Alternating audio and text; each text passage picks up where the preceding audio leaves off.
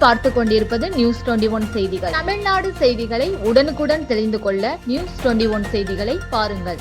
பழனி சாலையில் ஆயக்குடி பகுதியில் சாலை விபத்துகளை தவிர்க்க மேற்கொள்ள வேண்டிய நடவடிக்கைகள் குறித்து துறை அலுவலர்களுடன் மாவட்ட ஆட்சித்தலைவர் சரவணன் நேரில் பார்வையிட்டு ஆய்வு மேற்கொண்டார்.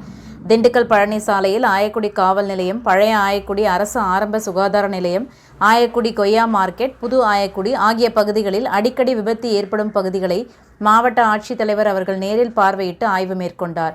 இந்த ஆய்வின் போது மாவட்ட ஆட்சித்தலைவர் அவர்கள் தெரிவித்ததாவது: திண்டுக்கல் மாவட்டத்தில் பழனி சாலையில் ஆயக்குடி பகுதிகளில் அடிக்கடி விபத்து ஏற்பட்டு உயிர்பலி ஏற்படுவதுடன் பலர் காயமடைந்து வருகின்றனர். இந்த பகுதிகளில் விபத்துகளை தவிர்ப்பதற்காக மேற்கொள்ள வேண்டிய நடவடிக்கைகள் குறித்து துறை சார்ந்த அலுவலர்களுடன் நேரில் பார்வையிட்டு ஆய்வு மேற்கொள்ளப்பட்டது. இந்த சாலையில் அடிக்கடி விபத்து ஏற்படும் பகுதிகளில் சாலையை அகலப்படுத்துவது, வேகத்தடைகள் அமைப்பது, வளைவு பகுதிகளில் முன்னெச்சரிக்கை அறிவிப்பு பலகைகள் அமைப்பது, இரவு நேரங்களில் வாகன ஓட்டிகள் எளிதில் அறிந்து கொள்ளும் வகையில் மின் விளக்குகள் ஒளிரும் அறிவிப்பு பலகைகள் அமைக்க சம்பந்தப்பட்ட அலுவலர்களுக்கு அறிவுறுத்தப்பட்டுள்ளது.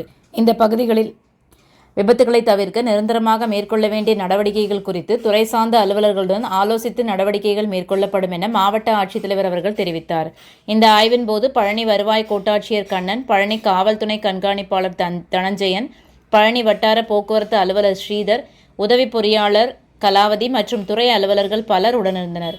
நியூஸ் 21 நேஷனல் செய்திகளுக்காக திண்டுக்கல் மாவட்ட செய்தியாளர் பாலமுருகன்.